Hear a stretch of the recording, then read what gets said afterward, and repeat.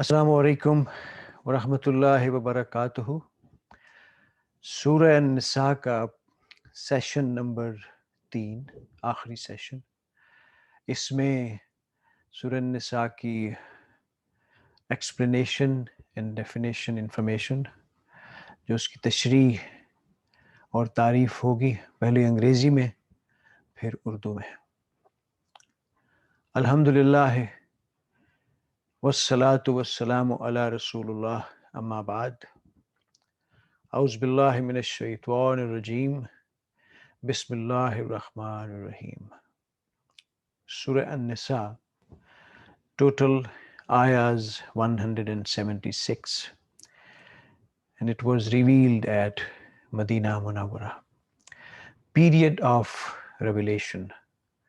This surah comprises several discourses which were revealed on different occasions during the period, ranging probably between the end of 3 Hijri and the end of 4 Hijri, or the beginning of 5 Hijri. Although it is difficult to determine the exact dates of their revelations, yet it is possible to assign to them a fairly correct period with the help of commandments and the events mentioned therein, and the traditions concerning them. A few instances are given below by the way of illustration. Number 1, we know that the instructions about the division of the inheritance of the martyrs and for the safeguard of the rights of the orphans were sent down after the Battle of Uhud, in which 70 Muslims were killed. Then naturally, the question of the division of the inheritance of the martyrs and the safeguard of the rights of their orphans arose in many families at Al-Madinah. From this, we conclude that ayah 1 to 28 were revealed on that occasion. Number 2, we learn from the traditions that the commandments about Salat during wartime was given on the occasion of Zatur Riqah, an expedition which took place in 4 Hijri. From this we conclude that the discourse containing ayah 102 were revealed on that occasion. Number 3, the last warning, 47, to the Jews was given before the Banu Nadir were exiled from Al-Madinah in Rabiul Awwal 4 Hijri. From this, it may safely be concluded that the discourse containing verse 47 must have been revealed sometime before that date.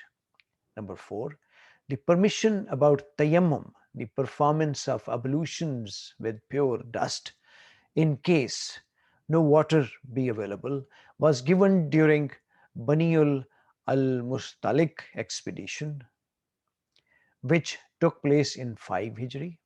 Therefore, the probable period of the revelation of this discourse containing ayah 43 was in 5 Hijri. Topics and their background. Let us now consider the social and historical considerations of the period in order to understand the surah. All the discourses in this surah deal with three main problems which confronted the Holy Prophet at the time. First of all, he was engaged in bringing about an all-around development of the Islamic community that had been formed at the time of his migration to Al-Madinah. For this purpose, he was introducing new moral, cultural, social, economic, and political ways in place of the old ones of the pre-Islamic period. The second thing that occupied his attention and efforts was the bitter struggle that was going on with the Mushrik Arabs, the Jewish clans, and the hypocrites who were opposing tooth and nail his mission of reform. Above all, he had to propagate Islam in the face of bitter opposition of these powers of evil, with a view to capturing more and more minds and hearts. Accordingly, detailed instructions have been given for the consolidation and strengthening of the Islamic community in continuation of those given in Al Baqarah. Principles for the smooth running of family life have been laid down, and ways of settling family disputes have been taught. Rules have been prescribed for marriage, and the rights of wife and husband have been apportioned fairly and equitably. The status of women in the society have been determined, and the declaration of the rights of orphans have been made. Laws and regulations have been laid down for the division of inheritance, and instructions have been given to reform economic affairs. The foundation of the penal code has been laid down. Drinking has been prohibited, and instructions have been given for cleanliness and purity. The Muslims have been taught the kind of relations good men should have with their Allah and fellow men. Instructions have been given for the maintenance of discipline in the Muslim community. The moral and religious condition of the people of the book have been reviewed to teach lessons to the Muslims and forewarn them to refrain from following in their footsteps. The conduct of the hypocrites have been criticized, and the distinctive features of hypocrisy and true faith have been clearly marked off to enable the Muslims to distinguish between the two. In order to cope with the aftermath of the Battle of Uhud, inspiring discourses were sent down to urge the Muslims to face the enemy bravely, for the defeat in the battle had so emboldened the Mushrik Arabs, clans, and the neighboring Jews and the hypocrites at home that they were threatening the Muslims on all sides. At this critical juncture, Allah filled the Muslims with courage and gave them such instructions as were needed during the period of war clouds. In order to, in order to counteract the fearful rumors that were being spread by the hypocrites and the Muslims of weak faith, they were asked to make a thorough inquiry into them and to inform the responsible people about them.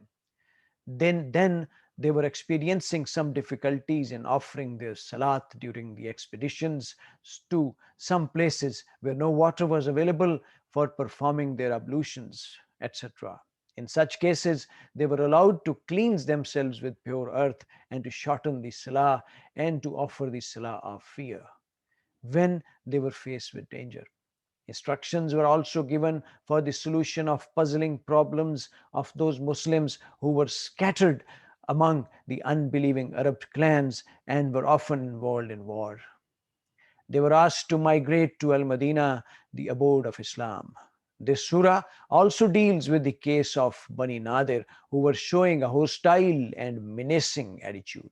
In spite of the peace treaties they had made the Muslims, in spite of peace treaties they had made with the Muslims, they were openly siding with the enemies of Islam and hatching plots against the Holy Prophet and the Muslim community, even at Al Madinah itself.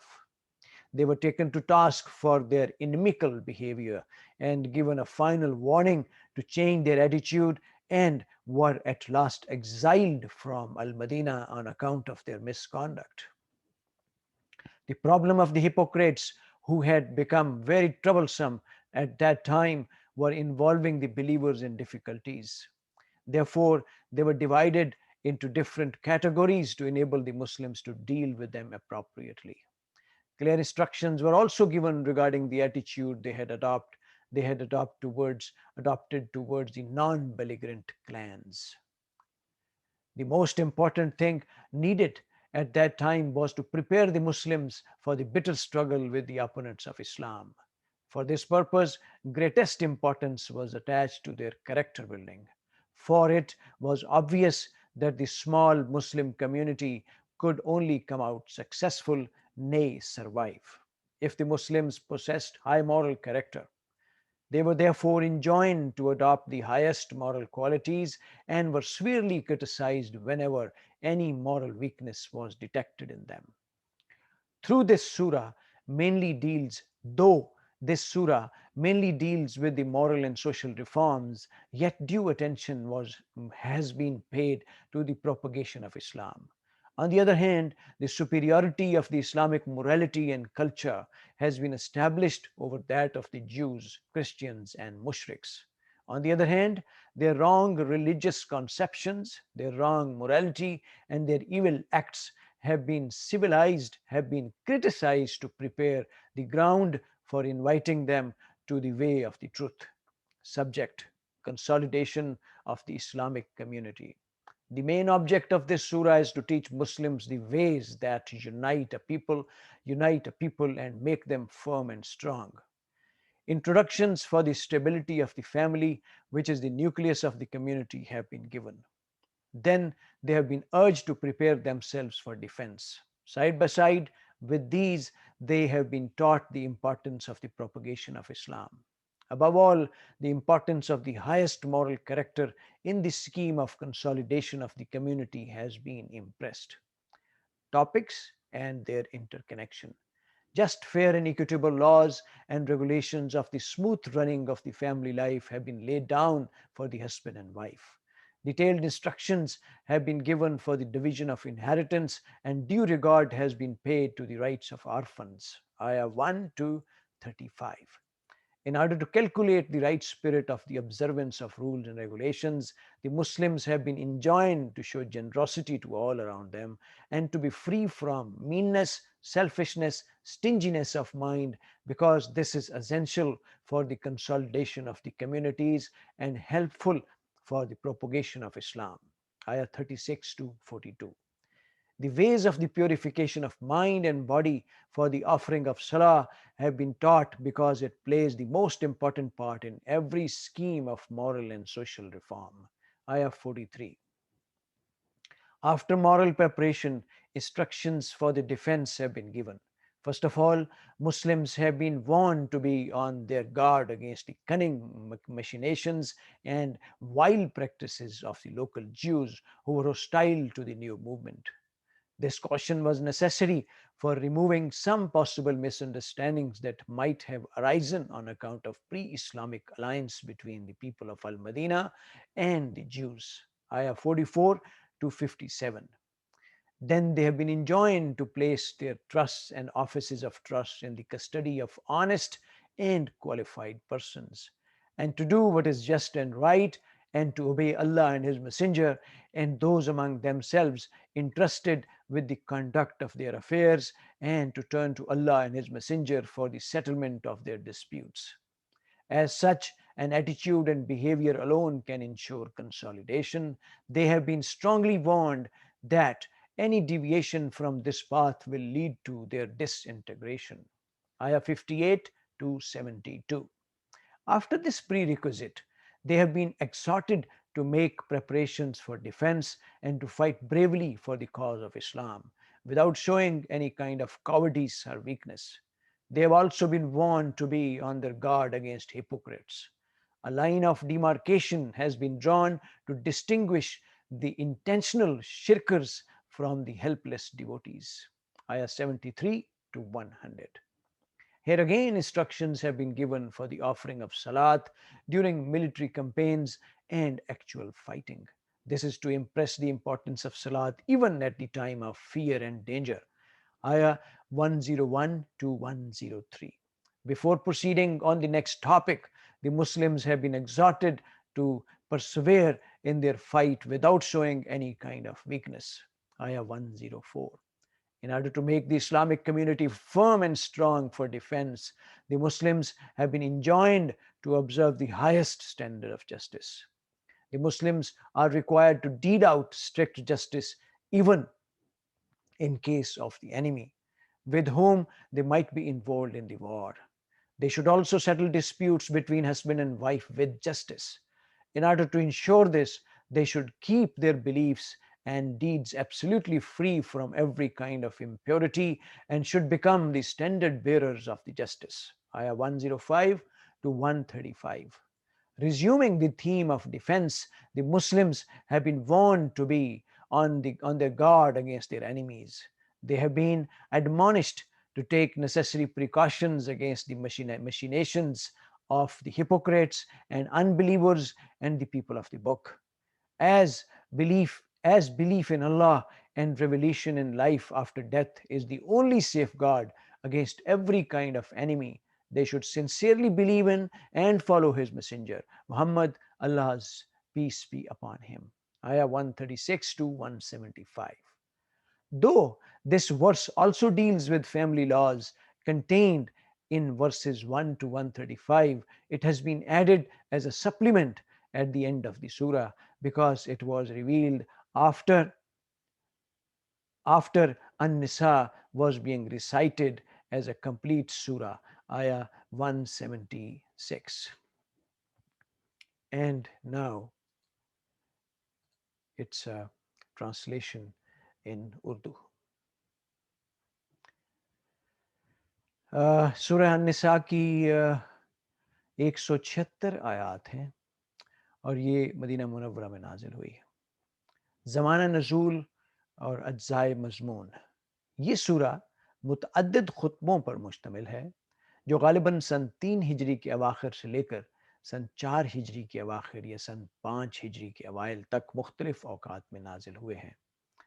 अगरचे ये तयन करना मुश्किल है कि किस मकाम से किस मकाम तक की आयात एक सिलसिला तकरीर में नाजिल हुई थी और उनका ठीक ज़माना नज़ूल क्या है, लेकिन बाज़ अहकाम और वाक़यात की तरफ बाज़ इशारे ऐसे हैं जिनके नज़ूल की तारीखें हमें रिवायात से मालूम हो जाती हैं। इसलिए उनकी मदद से हम इन मुख्तलिफ तकरीरों की एक सरसरी सी हद बंदी कर सकते हैं जिनमें ये अहकाम और ये इशारे वाक़े हुए हैं। मसलन हमें मालूम है कि विरासत की तकसीम और यतीमों के हकूक़ के मुतालिक हिदायत जंग उहद के बाद नाजिल हुई थी और जबकि मुसलमानों के 70 आदमी शहीद हो गए थे और मदीना की छोटी सी बस्ती में इस हादसे की वजह से बहुत से घरों में ये सवाल पैदा हो गया था कि शुहदा की मीरास किस तरह तकसीम की जाए और जो यतीम बच्चे उन्होंने छोड़े हैं उनके मफाद का तहफ़्फ़ुज़ कैसे हो। इस बिना पर हम क्यास कर सकते हैं कि इब्तदाई 4 रकू और 5वें रकू की पहली 3 आयतें इसी ज़माने में नाजिल हुई होंगी। रिवायात में सलात खौफ एन हालत जंग में नमाज पढ़ने का जिक्र हमें ग़ज़वाए ज़ात रुका में मिलता है जो सन 4 हिजरी में हुआ है। इसलिए कयास किया जा सकता है कि इसी के लगभग ज़माने में वो खुतबा नाजिल हुआ होगा जिसमें इस नमाज की तरकीब बयान की गई है। रुकू 15, मदीना से बनु नज़ीर का अखराज रबीउल अव्वल सन 4 हिजरी में हुआ। इसलिए गालिब गुमान ये है कि वो खुतबा इससे पहले करीबी ज़माने में ही नाजिल हुआ होगा जिसमें यहूदियों को आखिरी तंबीह की गई है कि ईमान ले आओ कबल इसके कि हम चेहरे बिगाड़ कर पीछे फेर दें। पानी न मिलने की वजह से तयम्मुम की इजाज़त ग़ज़वा बनियुल मुस्तलिक के मौके पर दी गई थी जो सन 5 हिजरी में हुआ और इसलिए वो खुतबा जिसमें तयम्मुम का जिक्र है इसी से मुत्सिल अहद का समझना चाहिए। रकू नंबर 7, शान नज़ूल। इस तरह बहस मजमूई सूरत का ज़माना नज़ूल मालूम हो जाने के बाद इस तरह बहसीत मजमूई सूरह का ज़माना नज़ूल मालूम हो जाने के बाद हमें इस ज़माने की तारीख़ पर एक नज़र डाल लेनी चाहिए ताकि सूरह के मज़ामीन समझने में उससे मदद ली जा सके। नबी सल्लल्लाहु अलैहि वसल्लम के सामने उस वक़्त जो काम थे उसे 3 बड़े शोबों पर तकसीम किया जा सकता है। एक उस एक नई मुनज़्ज़म इस्लामी सोसाइटी का नश्व नुमा जिसकी बिना हिजरत के साथ ही मदीना तैयबा और उसके अतराफ़ व जवानिब में पड़ चुकी थी और जिसमें जाहिलियत के पुराने तरीक़ों को मिटाकर इखलाक, तमद्दुन, मुआशरत, मईशत और तदबीर मुमलिकत के नए असूल राइज किए जा रहे थे। दूसरे, उस कशमकश का मुकाबला जो मुशरिकीन अरब, यहूदी कबाइल और मुनाफिकीन की मुखालिफ इस्लाह ताकतों के साथ पूरी शिद्दत से जारी थी। तीसरे, इस्लाम की दावत को इन मज़ाहिम ताकतों के अलरगम फैलाना और मज़ीद दिलों और दिमागों को मुसख्खर करना।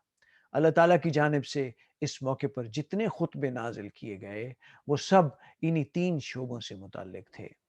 इस्लामी सोसाइटी की तंजीम के लिए सूरह बकरा में जो हिदायत दी गई थी अब वो सोसाइटी उनसे ज़्यादा हिदायत की तालिब थी। اس لیے سورہ النساء کے ان خطبوں میں زیادہ تفصیل کے ساتھ بتایا گیا کہ مسلمان اپنی اجتماعی زندگی کو اسلام کے طریق پر کس طرح درست کریں۔ خاندان کی تنظیم کے اصول بتائے گئے، نکاح پر پابندیاں عائد کی گئیں، معاشرت میں عورت اور مرد کے تعلقات کی حد بندی کی گئی، یتیموں کے حقوق معین کیے گئے، وراثت کی تقسیم کا ضابطہ مقرر کیا گیا، معاشی معاملات کی درستی کے متعلق ہدایات دی گئیں، خانگی جھگڑوں کی اصلاح کا طریقہ سکھایا گیا، تعزیری قانون کی بنیاد ڈالی گئی، شراب نوشی پر پابندی عائد کی گئی، طہارت و پاکیزگی کے احکام دیے گئے، مسلمانوں کو بتایا گیا کہ ایک صالح انسان کا طرز عمل خدا اور بندوں کے ساتھ کیسا ہونا چاہیے۔ مسلمانوں کے اندر جماعتی نظم و ضبط ڈسپلن قائم کرنے کے بنیادی کے لیے متعلق ہدایات دی گئیں۔ اہل کتاب کے اخلاقی و مذہبی رویے پر تبصرہ کر کے مسلمانوں کو متنبہ کیا گیا کہ اپنی ان پیش رو امتوں کے نقش قدم پر چلنے سے پرہیز کریں۔ منافقین کے طرز عمل پر تنقید کر کے سچی ایمانداری کے مقتضیات واضح کیے گئے اور ایمان و نفاق کے امتیازی اصول کو بالکل نمایاں کر کے رکھ دیا گیا۔ مخالف اصلاح طاقتوں سے جو کشمکش برپا تھی، اس نے جنگ احد کے بعد نازک صورت اختیار کر لی تھی۔ احد کی شکست نے اطراف و نوح کے مشرک قبائل، یہودی ہمسایوں اور گھر کے منافقوں کی ہمتیں بہت بڑھا دی تھیں اور مسلمان ہر طرف سے خطرات میں گھر گئے تھے۔ ان حالات میں اللہ تعالیٰ نے ایک طرف پرجوش خطبوں کے ذریعے سے مسلمانوں کو مقابلے کے لیے ابھارا اور دوسری طرف جنگی حالات میں کام کرنے کے لیے انہیں مختلف ضروری ہدایات دیں۔ مدینہ میں منافق اور ضعیف الایمان لوگ ہر قسم کی خوفناک خبریں اڑا کر بدحواسی پھیلانے کی کوشش کر رہے تھے۔ حکم دیا گیا کہ ہر ایسی خبر ذمہ دار لوگوں تک پہنچائی جائے اور جب تک وہ کسی خبر کی تحقیق نہ کر لیں اس کی اشاعت کو روکا جائے۔ مسلمانوں کو بار بار غزوات اور سریوں میں جانا پڑتا تھا اور اکثر ایسے راستوں سے گزرنا ہوتا تھا جہاں پانی فراہم نہ ہو سکتا تھا۔ اجازت دی گئی کہ پانی نہ ملے تو غسل اور وضو دونوں کی بجائے تیمم کر لیا جائے۔ نیز ایسے حالات میں نماز مختصر کرنے کی بھی اجازت دی گئی اور جہاں خطرہ سر پر ہو وہاں صلاۃ خوف ادا کرنے کا طریقہ بتایا گیا۔ عرب کے مختلف علاقوں میں جو مسلمان کافر قبیلوں کے درمیان منتشر تھے اور بسا اوقات جنگ کی لپیٹ میں بھی آ جاتے تھے، ان کا معاملہ مسلمانوں کے لیے سخت پریشان کن تھا۔ اس مسئلے میں ایک طرف اسلامی جماعت کو تفصیلی ہدایات دی گئیں اور دوسری طرف ان مسلمانوں کو بھی ہجرت پر ابھارا گیا تاکہ وہ ہر طرف سے سمٹ کر دارالاسلام میں آ جائیں۔ یہودیوں میں سے بنی نذیر کا رویہ خصوصیت کے ساتھ نہایت معاندانہ ہو گیا تھا اور معاہدات کی صریح خلاف ورزی کر کے کھلم کھلا دشمنان اسلام کا ساتھ دے رہے تھے اور خود مدینہ میں محمد صلی اللہ علیہ وسلم اور آپ کی جماعت کے خلاف سازشوں کے جال بچھا رہے تھے۔ ان کی اس روش پر سخت گرفت کی گئی اور انہیں صاف الفاظ میں آخری تنبیہ کر دی گئی اور اس کے بعد ہی مدینہ سے ان کا اخراج عمل میں آیا۔ منافقین کے مختلف گروہ مختلف طرز عمل رکھتے تھے اور مسلمانوں کے لیے یہ فیصلہ کرنا مشکل تھا کہ کس قسم کے منافقوں سے کیا معاملہ کریں۔ ان سب کو الگ الگ طبقوں میں تقسیم کر کے ہر طبقہ کے منافقوں کے متعلق بتا دیا گیا کہ ان کے ساتھ یہ برتاؤ ہونا چاہیے۔ غیر جانبدار معاہد قبائل کے ساتھ جو رویہ مسلمانوں کا ہونا چاہیے تھا اس کو بھی واضح کیا گیا۔ سب سے زیادہ اہم چیز یہ تھی کہ مسلمانوں کا اپنا کیریکٹر بے داغ ہو، کیونکہ اس کشمکش میں یہ مٹھی بھر جماعت اگر جیت سکتی تھی تو اپنے اخلاق فاضلہ ہی کے زور سے جیت سکتی تھی۔ اس لیے مسلمانوں کو بلند ترین اخلاقیات کی تعلیم دی گئی اور جو کمزوری بھی ان کی جماعت میں ظاہر ہوئی اس پر سخت گرفت کی گئی۔ دعوت و تبلیغ کا پہلو بھی اس صورت میں چھوٹنے نہیں پایا ہے۔ جاہلیت کے مقابلے میں اسلام جس اخلاقی اور تمدنی اصلاح کی طرف دنیا کو بلا رہا تھا اس کی توضیح کرنے کے علاوہ یہودیوں، عیسائیوں اور مشرکین تینوں گروہوں کے غلط مذہبی تصورات اور غلط اخلاقی اعمال پر اس صورت میں تنقید کر کے ان کو دین حق کی طرف دعوت دی گئی۔ خواتین و حضرات، اللہ تعالی ہم سب کو قرآن پاک کو سیکھنے اور اس کو منوعن اپنے کردار پہ، اپنے اہل و عیال پہ، اپنے ماحول پہ اور اپنے تمام تعلق والے علاقوں پہ اپلائی کرنے کی توفیق عطا فرمائے اور ہمت و حوصلہ عطا فرمائے۔ اللہ تعالی ہم سب کا حامی و ناصر ہو، اور اللہ پاک ہمیں وہ سب کچھ عنایت کرے جو ہمارے لیے سب سے بہتر ہو۔ خواتین و حضرات، اپنے اہل و عیال، اپنے ماحول اور اپنے دوستوں رشتہ داروں کا خیال رکھیے گا، اور اگلی نشست تک اللہ حافظ۔